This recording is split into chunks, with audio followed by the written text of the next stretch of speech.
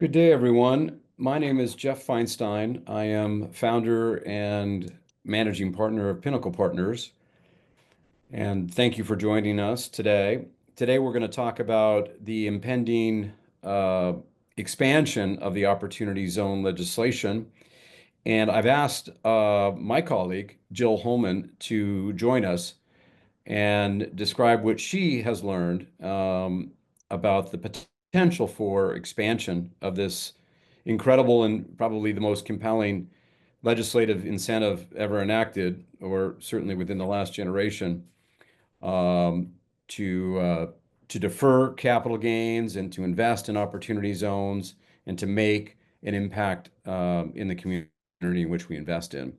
Pinnacle Partners is a $300 million AUM registered investment advisor. We've been exclusively executing on the OZ legislation since 2018. Jill has been our managing partner and colleague, principally responsible for the underwriting and sourcing of our projects.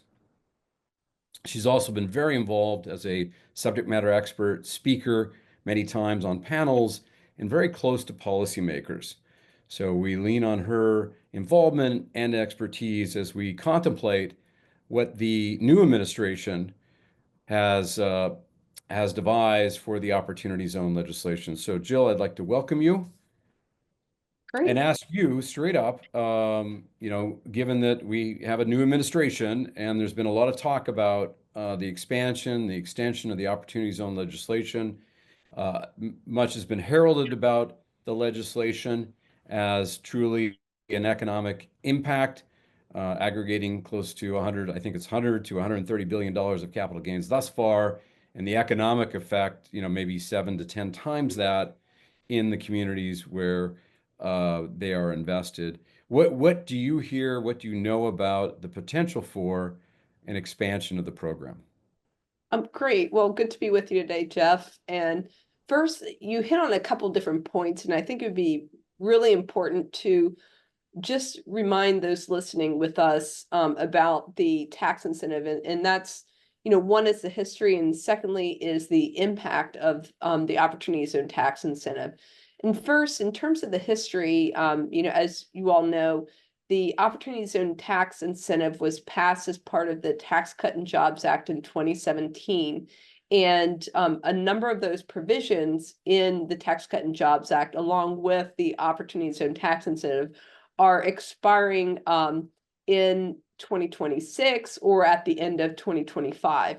And so this is a very, very timely conversation because policymakers are starting to talk about a tax bill.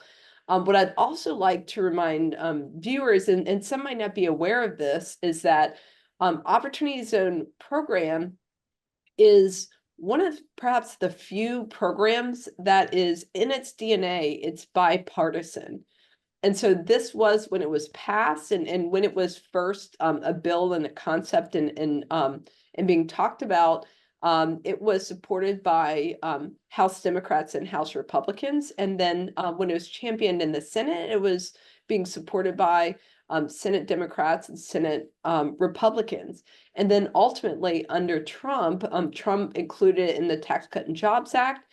And then interestingly, Joe Biden on the campaign trail, prior to him be elected president, he had it as part of his economic development policy. And now fast forward, Trump is president. This was something he campaigned on as part of his way to invest in underserved communities. And so I point this out because when, I join other members who are going around and meeting with members of Congress, and we go to their offices and we talk about the tax incentive. What we also do is we share about what's happening in their districts, and we remind them that in its DNA, the Opportunity Zone tax incentive, it's a place-based economic development tool, and it's bipartisan, and it's effective. And you pointed out, Jeff, to between 100, $200 billion. The Joint Committee on Taxation issued a report at the end of for 2022, so it's dated, and that calculated over about almost $85 billion in equity had been invested with this tax incentive. So if you apply, some type of factor to account for several extra years, you apply some type of factor, saying these projects were levered, you're talking, well over hundreds of billions of dollars of projects that this tax incentive has attracted and helped communities build and help uplift these communities. So wanted to share that about its effectiveness because the one thing that we can then insert is it is effective, so we should keep this going. So what will it look like moving forward? And so I think that's, first of all, I think something will is likely to happen before the end of the year. And I think what I would just suggest is within the next, call it 2 months, and maybe 1 to 3 months, I think what we're going to see in the media is we're going to see more and more conversation around opportunity zones, and people will talk more and more about opportunity zones because I think a lot of organizations are thinking about it. Policymakers are being reminded about how different projects in their districts would not have started but for opportunity zones.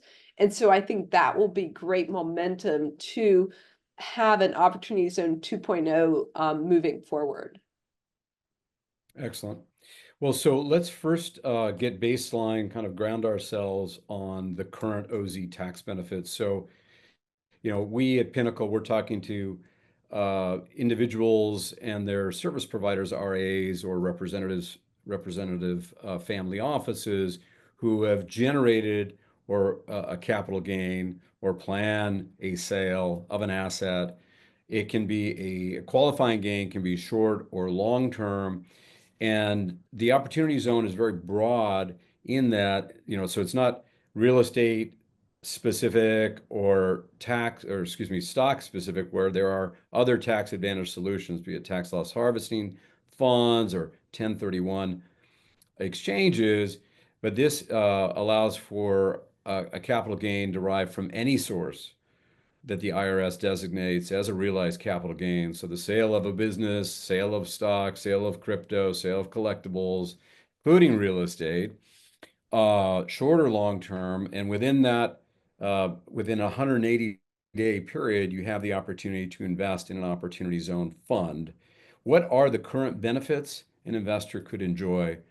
And then we can move on. Secondary question would be, what are your expectations about enhancements, expansion, or extensions of those benefits? So the benefits with opportunity zones where we sit today, we do still have a small deferral. So investors have until tax year 2026 to defer paying taxes on their original gain. So you sell your Bitcoin, invested in a qualified opportunity fund, you can defer paying taxes on it until April 2027. So until tax year 2026. And then, so that's the one, but the biggest benefit is the 10-year tax-free appreciation. So you hold that investment for 10 years, all of that appreciation grows tax-free. And that's usually where investors fall out of their seat when they hear, wait, my investment at the end of holding that is tax-free. And that's the biggest benefit. But the third benefit, and this is really a result of this being kind of put together and constructed, is that the benefits of real estate is depreciation. So you invest in real estate, you get a check, your depreciation offsets some of the taxes on that you would pay. So you're depreciating that asset. On income. Correct, income. And so you get to the end with opportunity zone, there is no depreciation recapture. So you could depreciate your asset all the way down to $1, and you could turn around and sell that asset for, $1 million or $100 million, and you would have no taxes on that. So no depreciation recapture and no tax on the appreciation. And so it's very, very significant set of benefits that the current opportunity zone legislation still allows. And that's why I still think this is one of the best tax advantage programs in a generation. And I still think this is a situation where, come 2027, I think there's going to be, when investors are sitting around the country club talking about, what their portfolio looks like, you're going to have some talking about how they never really were quite sure about opportunity zones and missed out. And I think that's, it's something that if you don't invest, you're going to miss out. Right. So let's, excellent review. Let's talk about what could happen. And, you and I, we work very closely with Novogradac. They audit our funds. We seek their counsel on compliance. They're probably the nation's leading practitioner on federal credit programs. And they recently offered a letter to Congress, and which included their recommendations, many of which maybe you have proffered through the working group. So can you describe to the audience really what has been the grab bag of recommendations to expand and extend the program? Yes, and I think a lot of the recommendations that Novogradac put forward are really what, I'm advocating as well. And I think what they are really seeking to do is to take, with opportunity zones, what is working and amplify it. And so specifically, as if we, let's call it opportunity zones 2.0, if we think about an opportunity zones 2.0, one of the constraints with opportunity zone 1.0 is that we're only working with capital gains. Hmm. And I had a tax attorney describe it to me, Jill. He said, Jill, when you're working with capital gains, it's like being in the produce business, that you have a shelf life for your strawberries and you gotta, sell them or they spoil. And similarly, you have like a shelf life for your capital gains, and you need to invest it, or you cannot, your time runs out. And in some way, in all ways, this is really an artificial construct that this program put on getting the capital and trying to move that capital quickly from what they considered capital that was, tied up in the market into these communities. But at the same time, what we're doing is we are not allowing all sorts of other capital. So, folks who may not have capital gains that really want to invest, as well as investors who may have other sources of capital that are not capital gains. And so an opportunity zones 2.0 could look at allowing non-capital gain dollars to make investments, and to receive this tax-free appreciation. So that's one example. The second is a permanence of this program. And so some of the early conversations have been about, let's extend this tax incentive. And the logic behind it is, hey, the tax incentive passed at the end of 2017. It took until the end of 2019, December 2019, to get the final regulations. And it wasn't, for lack of working. I mean, it was, those, call it 8, 9 pages of legislation spawned 544 pages of regulation. And it was, it's complicated to author this, but it took 2 years. And so there were tons of investors that were waiting for the final regulations and missed out on these 2 years of investing. And so there are some folks that would like to extend the current program as it is. And so that could be a possibility. It's extension, it's permanence. But if we kind of stick with this idea of permanence, you think about the mechanics of opportunity zones, you first start with the zone designations. And the zone designations were done based on the shape of the census tracts from 2010. So not the data, but the shape. And then the data from the 2016, 2017 America Community Survey. So it's like, you have the data coming in from 2016, 2017.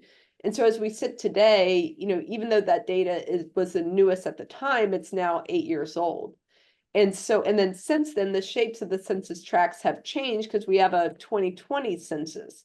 And so you can imagine that, okay, if we do an OZ 2.0, it would make sense to go through those mechanics of having new zone designations, which is, okay, let's take our shapes of 2020 and then let's populate it with the latest data. And maybe that's the 2025 America Community Survey, and then have some rezone designations. But also, why did we limit it at 25%? Why were states so constrained? I know the intent is to have some concentrations and focus of investments, but at the same time, um, it places an artificial constraint. And so are there opportunities to expand that, maybe in certain instances, such as, hey, if you get your 25%, your zones up to 25% of your zones you can designate, but you know what? You can get another couple zones if these are zones in rural communities. Because I think what we're seeing, as a lot of folks could imagine, is that a lot of the investment is going to urban, suburban areas. And I know there's an interest in trying to make sure this is expanded into rural communities. So that could be an idea.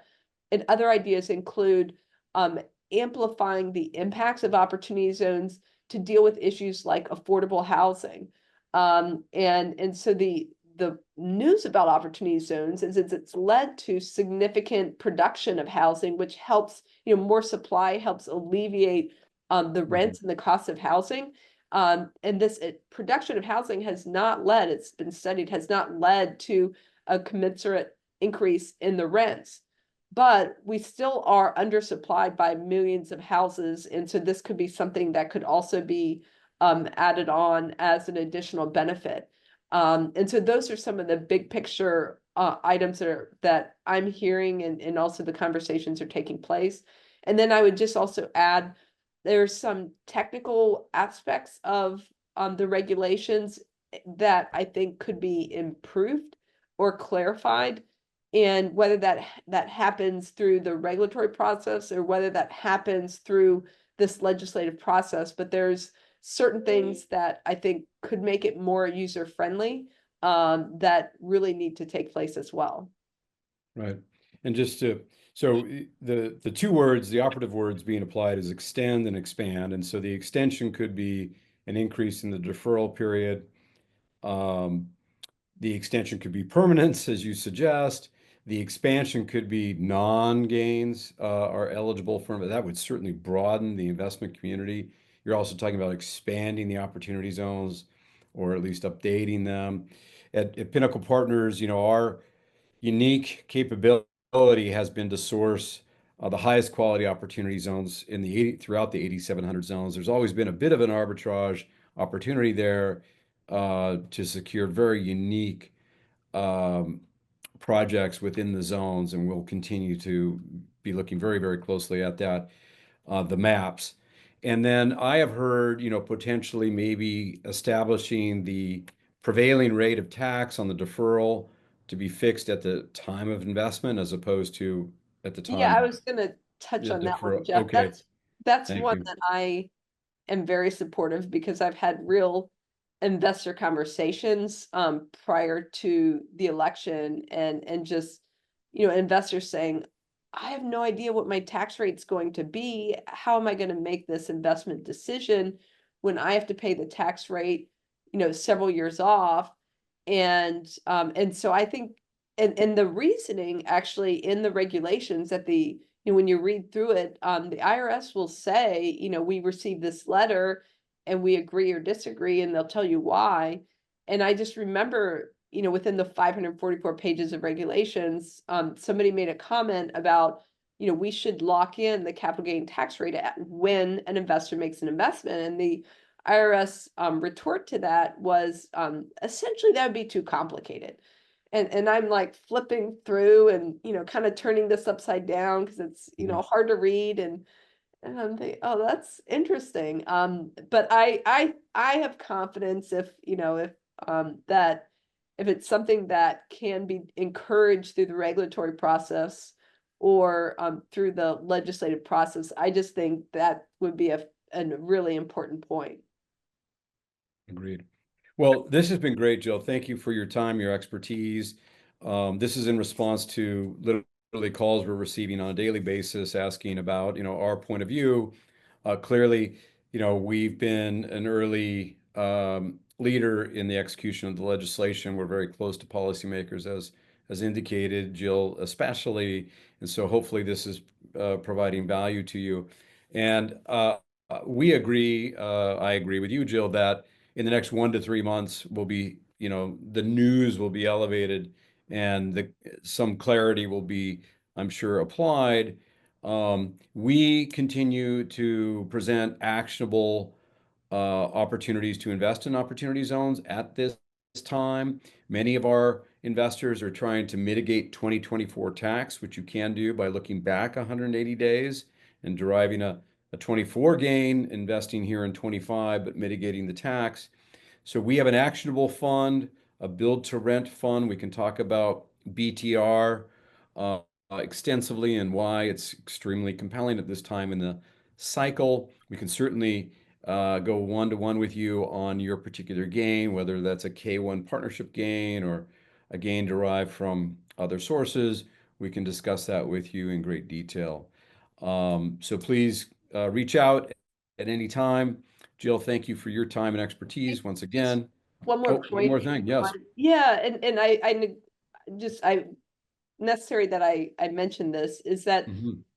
when we think about Opportunity Zone 2.0, we have an incredible group of policymakers that were elected that are supportive. Senator Tim Scott, when he was speaking at Treasury Secretary Bessent's confirmation hearing, he said, "I look forward to working with you on opportunity zones." I'm paraphrasing. And then on the House side, we have Chairman Smith, who introduced a bill to enhance opportunity zones in rural communities. The nominee for HUD Secretary is the former executive director for the White House Council, essentially the White House Council on Opportunity Zones. It was a White House Council on Revitalization, but so he's now going to be, should his confirmation take place, I'm very optimistic. He will be the new HUD secretary. And so we have the right folks in the right places, who have been champions or are very, very knowledgeable about opportunity zones.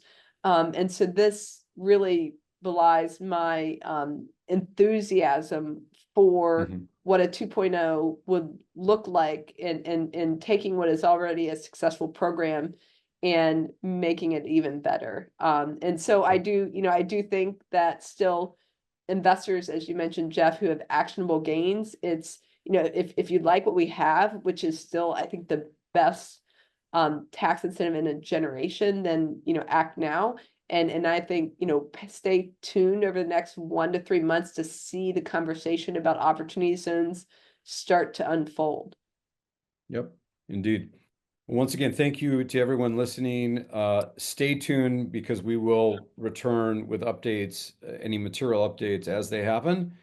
And again, reach out, please, if you'd like to talk about opportunities on investing. Thank you. Goodbye.